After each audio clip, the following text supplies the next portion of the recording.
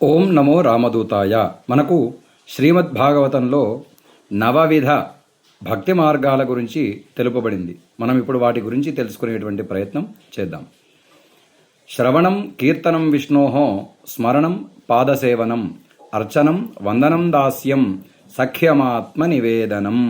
ఇది పుంసార్పితా విష్ణౌ భక్తిశ్చేన్నవలక్షణ, క్రియేత భగవత్యథ తన్మన్యే అధీతం ఉత్తమం అని నవవిధ భక్తి మార్గాలు మనకు తెలుపబడ్డాయి.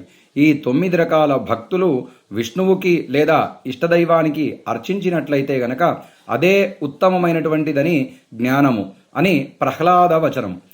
మొట్టమొదటిది శ్రవణం, అంటే భగవంతుడి కథలను వినడం.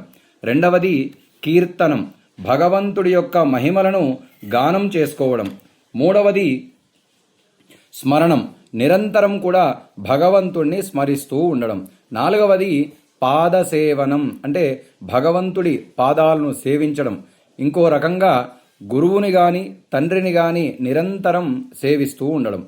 తరువాత అర్చనం, దేవతామూర్తులను లేదా యంత్రాన్ని లేదా కనీసం చిత్రపటాలనైనా సరే పూజించడం. తరువాత వందనం, భగవంతుడికి లేదా దేవాలయ దర్శనం, దేవతా నమస్కారం చేసుకోవడం. ఆ తర్వాత దాస్యం, భగవంతుడిని సేవకుడిగా మనము భావించుకోవడం. సఖ్యం, భగవంతుడిని మిత్రుడిగా భావించడం. ఆత్మనివేదనం, సర్వస్వం భగవంతుడికి సమర్పణ చేయడం. ఈ 9 రకాల భక్తి మార్గాలలో ఏదో ఒక మార్గాన్ని ఆచరించడం ద్వారా భక్తుడు మోక్షాన్ని సాధించగలుగుతాడు. ఇదే సనాతన ధర్మ పరంపర. ఇక్కడ నిత్య ధర్మాలు పాటిస్తూ జీవిత పరమార్థాన్ని కూడా తెలుసుకోవడం మరియు నిత్య ఆచరణలో ఆధ్యాత్మికతకు సాధనకు సోపానాలు ఈ 9 రకాల భక్తి మార్గాలే.